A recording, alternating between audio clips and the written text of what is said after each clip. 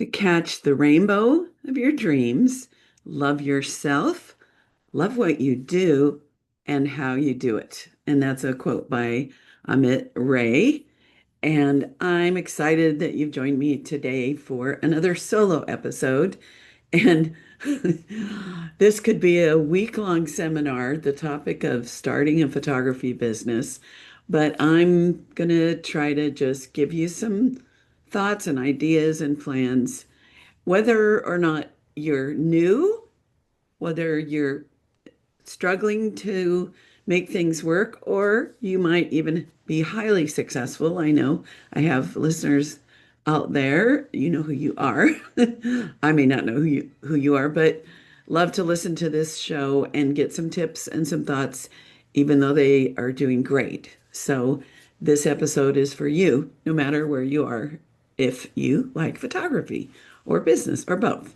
So, the first thing I want to do is share a little about my story and why I feel so grateful and lucky and proud and humbled to have had 40 years in an amazing business doing what I love. Um, After that, I've got four areas I'm going to touch on. One is about getting your dream in place. Number two is about the foundation of your business.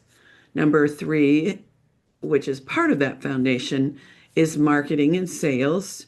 And number four is that inner game. Those are four important areas that are essential if you're going to have the kind of success you dream about, unless you're not dreaming very big. All right.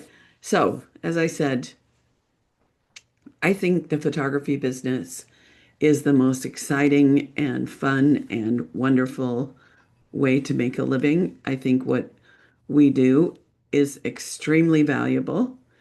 And I've had so many people say to me that the investment that they made in my work or other photography is one of the best and most important decisions and expenses that they've had.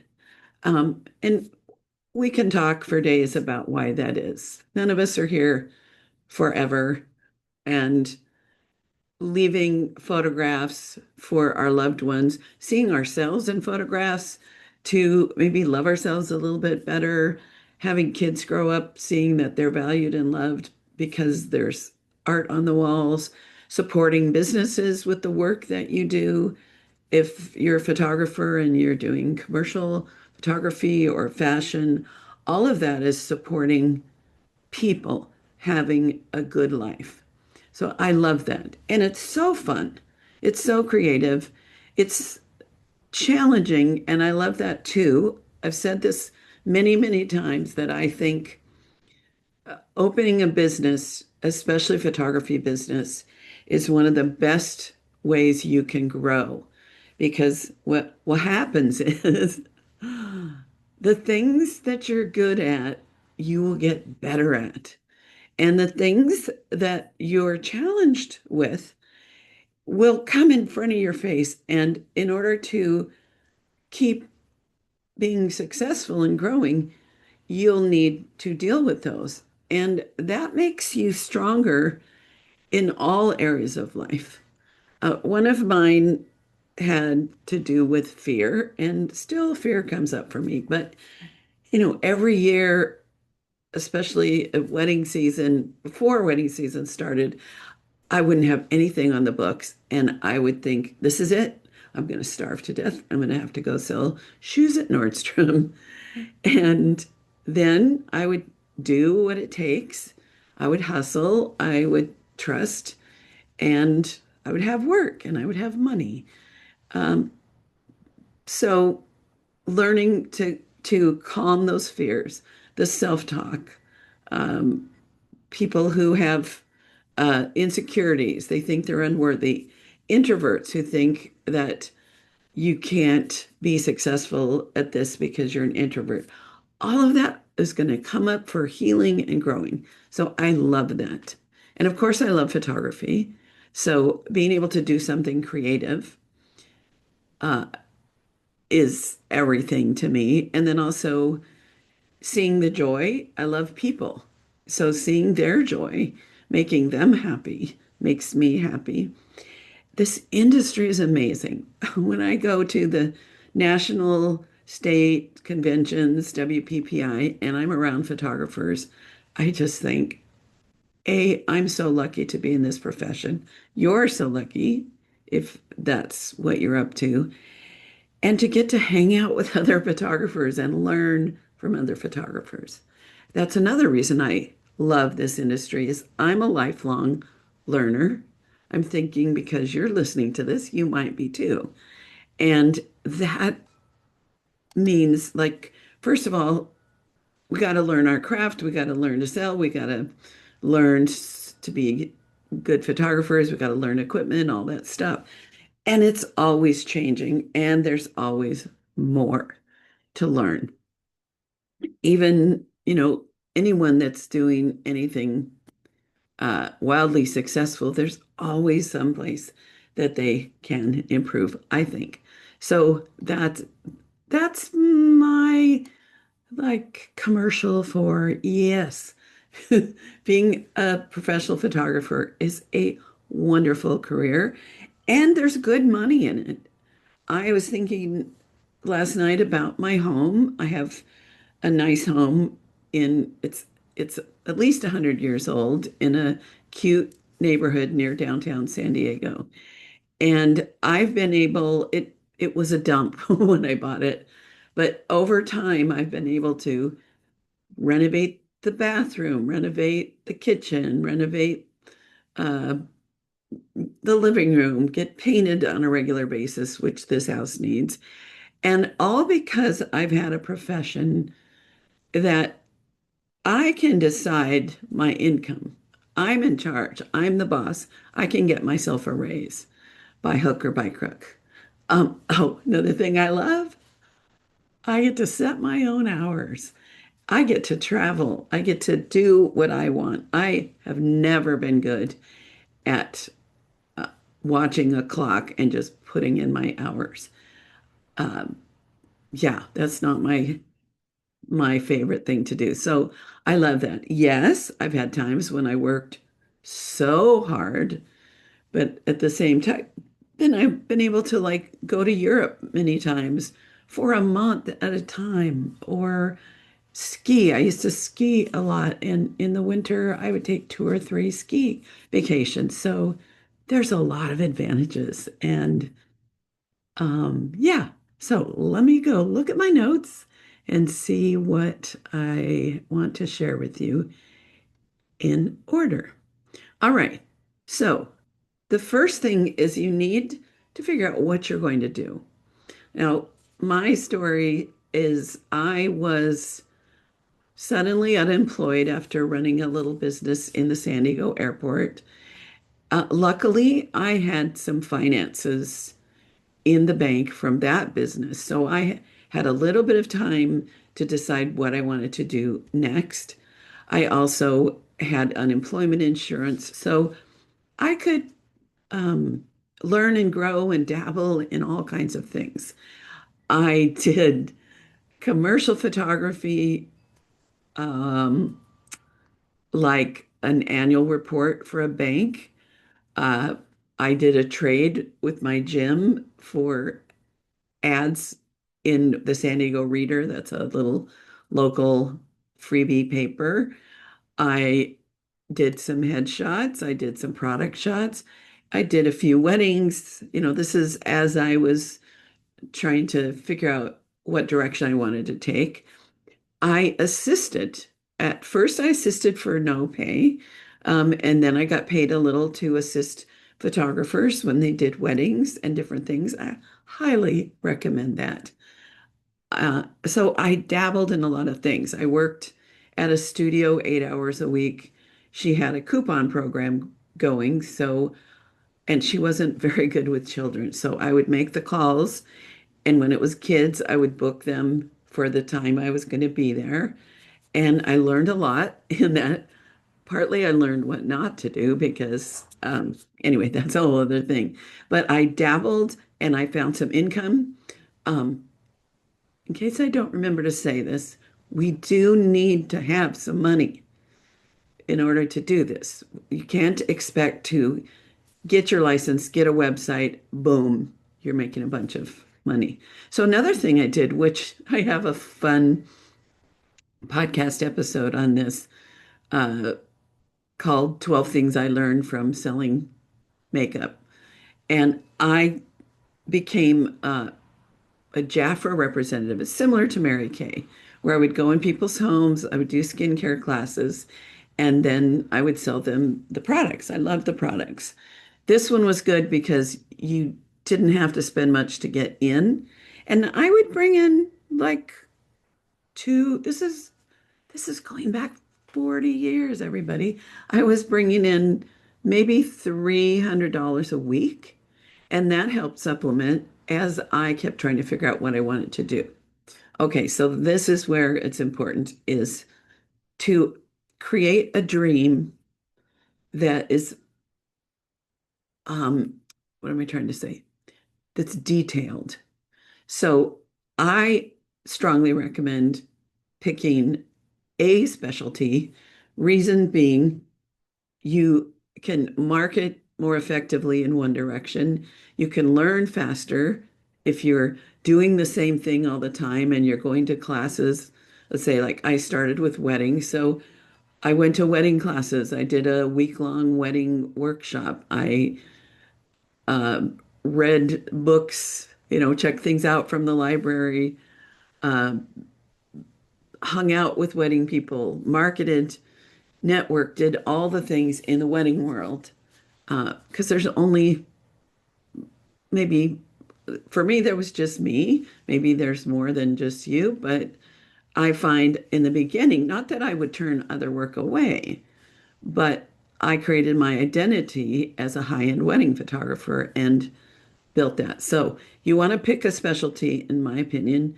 You want to flesh it out. Where are you going to meet with them? What's the feeling? Like I started out driving my little Volkswagen to people's homes, but I came with a nice like a catalog case with my albums. I dressed nice. Um, I think I might have brought them a little gift or something like that.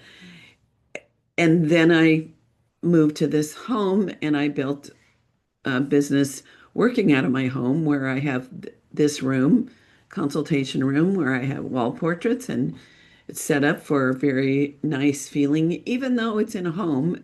And back when I bought this home in 87, most photographers had studios, but I loved, especially when I did weddings, I loved being able to just stay at home and people come to me. So you want to flesh that out.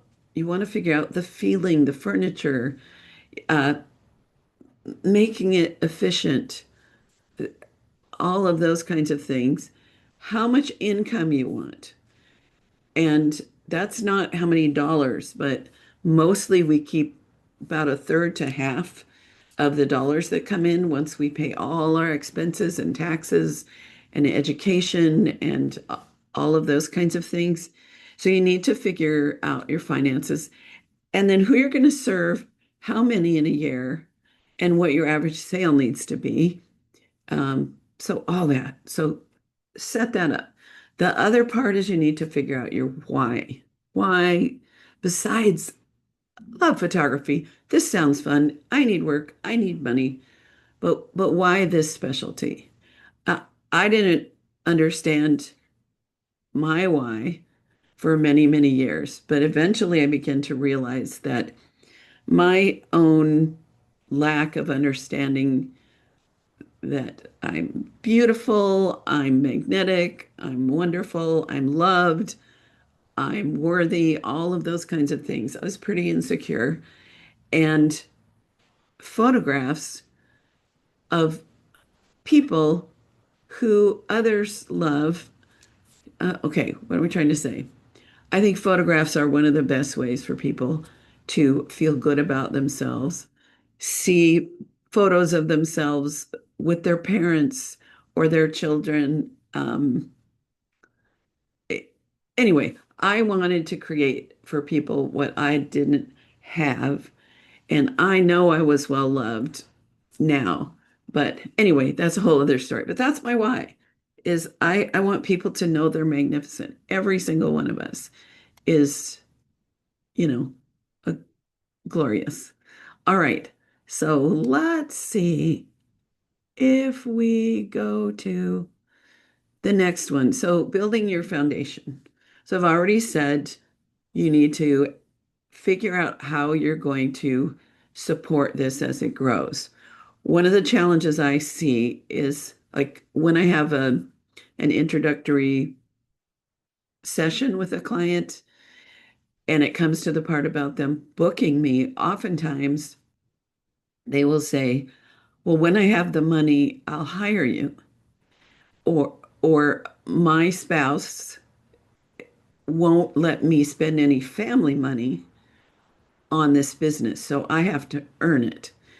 And for me, first of all, that makes me sad because I have a feeling if tables were reversed and that spouse wanted to start a, I don't know, handyman business or go to school for some new profession, that income would come out of the family budget. But um, that's a whole other conversation. But if you don't invest in the education on how to be successful, how are you going to get the money to hire someone to get you there? Uh, I always think of it like, okay, I'll buy your chocolate cake recipe once I learn how to make a chocolate cake. So if you can find, this is like coaching and conventions and week-long schools, those are investments in our business like any other business would need to make. So sometimes people take out a loan. Sometimes people just figure it in their family budget or borrow from family, so think about how am I going to support myself? Uh, and often somebody's already working a job and they build this business so that they can either go half-time or eventually quit. So, there's no shame. For me, I sold skincare in people's homes that helped support things. It also taught me a lot about how to sell a luxury item. And that's what I talk about in the podcast. If you go way back to like episode 12, something like that, you can find that. All right. So you got to have the proper licenses and a business plan. Um, Figure out how you're going to deal with the money when money comes in. For me, I put it in three different places, three accounts. One is a third is for taxes, a third is for photography savings and investment, and a third is for daily expenses. I know there's the bucket where it has a lot more things, but at the start, for someone self-employed, just those three, it gave me peace of mind because I always knew there was money to pay my taxes.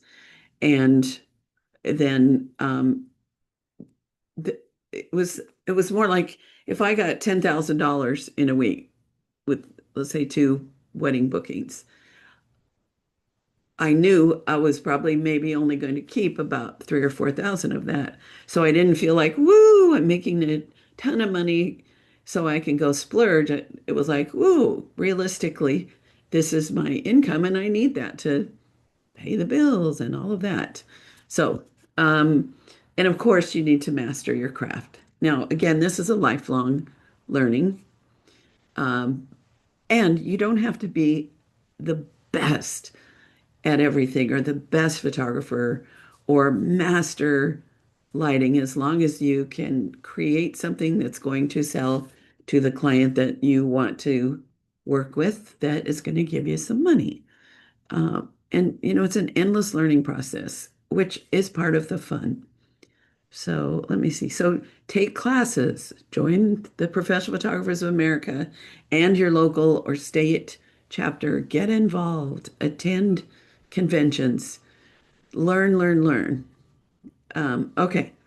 So in your genre, um, well, so it's know your genre is point two, and I've already talked about that. And it's not like I did weddings for 10 years, then I started shifting to babies and kids.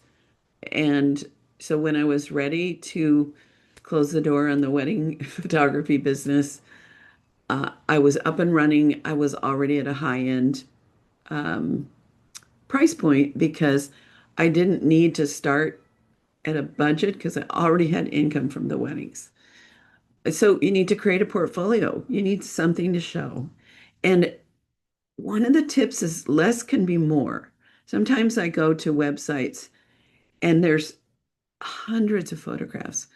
If you have 8 really strong photos that you have on your website, the beginnings of your Instagram, in a book, on the walls, whatever, that shows that you have skill. Only show your best. The weakest photograph is going to be the one that people judge you by. Let's see. And of course, you need to have the right paperwork, contracts, pricing for profit, a great business name. I always suggest our own name. Very few people ever sell their businesses.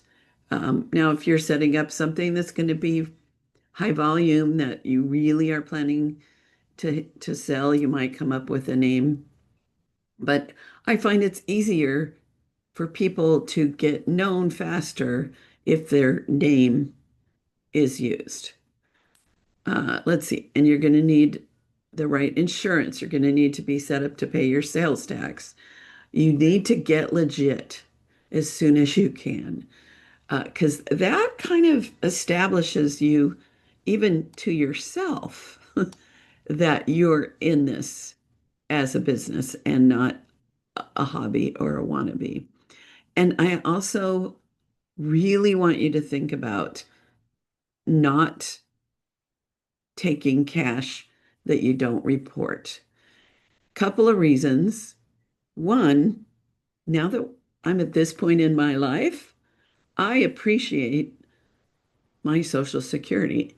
And if there's money that you don't claim, then that never comes back to you as Social Security. So you want to plan for the long haul. And I also think there's just something, if you listen a lot, I'm into vibes and positive energy.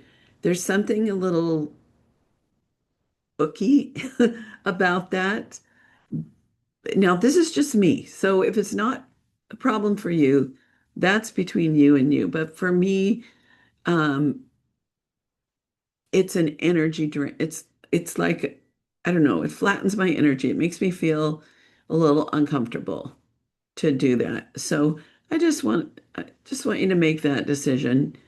Um, Now, if somebody gives you a tip, which I've gotten like 2 tips in my 40 years, um, yeah, okay, you know, it's up to you. Anyway, not a big deal. Don't think that I'm telling you you're bad and wrong if you're doing that. But it just to me, I just want to have everything set up as a full-time professional business. That works for me. All right. And in the foundation, you want to, as I've already mentioned, find a community and mentors. Uh, Learn from others. I would never have had this career if I was trying to figure it out all on my own. Or now there's things I want to learn, and if I just go online, I don't learn them in the same way that I do when I'm in person, able to ask questions, or watching a YouTube video, or listening to a podcast, uh, and reaching out to that person for support. So that is that. All right, number three, you need to figure out how you're going to market, and you need to figure out how you're going to do your sales. How you do your sales will depend on what you're photographing, who you're photographing, and also the volume. What I don't want you to do is make a decision based on fear. Like, oh, selling is scary. I don't want to do in person. Selling is an art and it's a gift to people in the right circumstance. You probably know if you've listened a few times, I am the queen of in-person wall portrait sales. And I have, I think it's 7 reasons, and one of them is more income, but it's also about service. It's about seeing my work in person with my clients, so my work gets better. I have more confidence because I hear them go, "Oh, I love this." So I highly recommend that if you're in any way having a specialty where you could sit with your clients and help them make decisions, even if it's a headshot or a branding, because you can also you help them make the decisions, and also there's potential for more sales of prints and different things in that circumstance. Okay, but like if you're doing fashion, your sales is going to be upfront. You know, you're paid for the job. If you're doing like when I did um the bank's annual report, which was so fun, by the way. I got to go to all these businesses and photograph um business owners.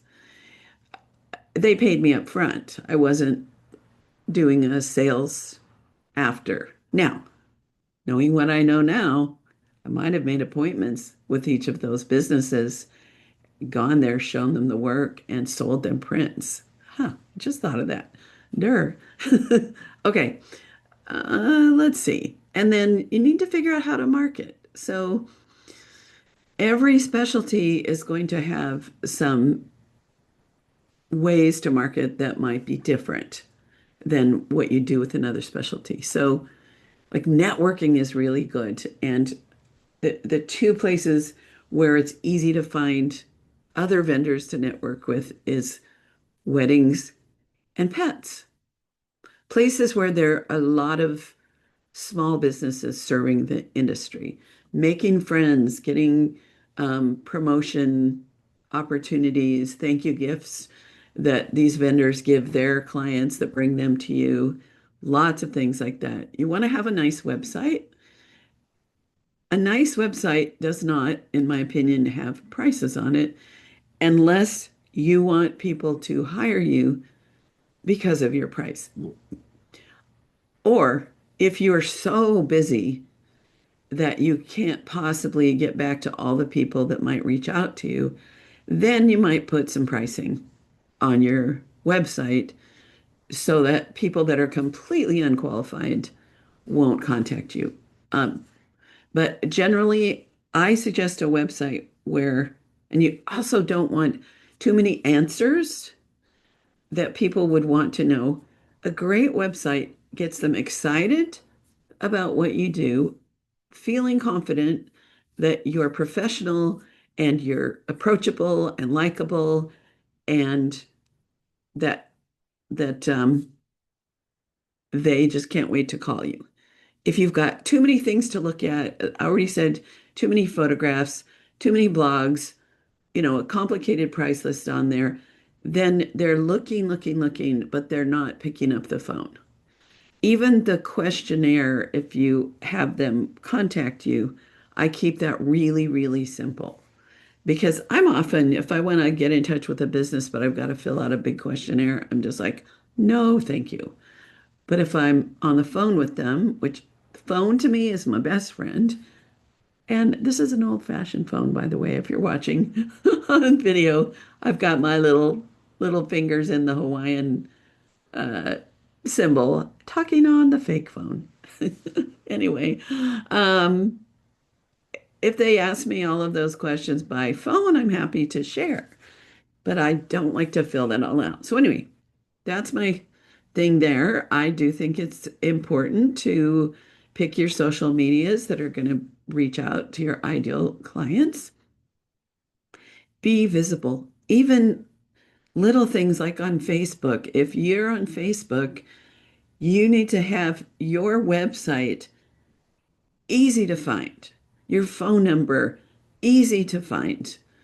Uh, on your first page, on not just to go to the about and then take you to your Facebook page, and then maybe there you put your website. But you need to be found. You want to be found in most circumstances. So, um, yeah. Anyway, let's see. Um,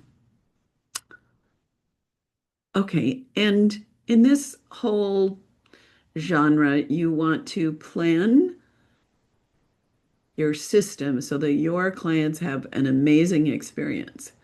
And that's a form of marketing because if they love what you do and they feel great and have positive memories of the whole experience, A, they're going to want to come back, and B, they're going to share you with their friends. All right. Let's see. Okay. Then the last one I want to touch on is that inner game. And I have had lots of conversations on this podcast and have some solo episodes all about what's the inside job. Uh, your mindset, your positive attitude, um, your grit. What is grit? My dad called it stick-to-itiveness. There's a wonderful book called Grit, and they studied people who were very successful to see what they had in common. And it wasn't their age, their race, if they were rich or poor, if they had nice clients, nice parents, abusive parents, grew up in big cities, small cities, international, local, none of that mattered. The core was the individual's grit, the decision to do what it takes and to stick to it and to keep at it day after day, year after year. So think about if you have that or you can grow that in yourself. Let's see. There are things that and I've already mentioned this, but the inner game, you're going to be confronted with those things that we'll just say lower your vibration, keep you stuck. Um, I didn't realize that I have a bit of an anxiety disorder. And if I had addressed that much earlier, there's a lot of things that I could have done more effortlessly if I had worked on that part of my inner game that is, I think is biochemical, but there's ways to make that work. So you want to figure out part of the inner game is how you're going to be a magnet for success. And I'd forgotten until recently about my sit on the porch marketing method. And it's really using the power of attraction. I sit on the porch, I go into like a meditative space, and I imagine that my energy is getting revved up and it's a loving energy and it fills me up and then it expands and expands as it's going around the city. And in my case, as a coach and a podcast person around the world, certain people are kind of getting lit up and I imagine any barrier to us connecting is melting away. And then when I bring that energy back to me, I picture that I bring those people kind of in my heart and am open to us finding each other. So some of that woo-woo. There's a really good older book called Creating Money, and at the back it has lots of really interesting visualizations that we can do. So working all of that, it's pretty fun and pretty powerful. All right, so you need to know that this isn't a sprint, it's a marathon. And you want to balance your life so you don't burn out. I burnt out with weddings, and if I could go back, there's things I would do a little bit differently so that maybe I could even continue in the wedding industry. Um, but one thing I did discover is I set a limit on how many weddings I would do in a month. And So three was my maximum because I always wanted to have a weekend off. And, it just kept, it started with, I don't know, it just kept scaling down as I kept earning more so I could afford to work less. You want to keep learning. You want to find joy in the whole process. That is one of the biggest blessings. And if you're not finding joy, like I've reinvented myself from a wedding photographer to a children's photographer, which evolved into more family groups outdoors, then a coach and a podcast person over the 40, what is it, 42 years? Something like that, that I've been in business. And that reinvention is a way to stay fresh. So let's see. Um, so my closing thoughts. Listen to your heart. If it says yes, go for it. Start right where you are. Take a step at a time. Surround yourself with people that encourage you. Don't listen to the naysayers. I had so many people when I said, "Oh, I'm going to be a photographer," said, "You're crazy. It's too competitive." Back then, they also said it's a career for men, which I don't know why people thought that, but maybe because of the technology and that women can't learn f-stops.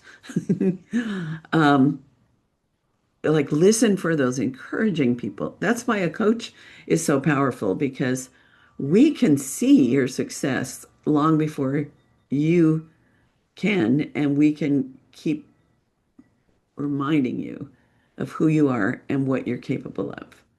Um, the one encouraging, and really this was the moment I decided to be a photographer.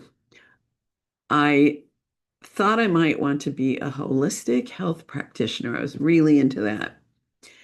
So I went to this school and had an interview, and we talked for, I don't know, 45 minutes.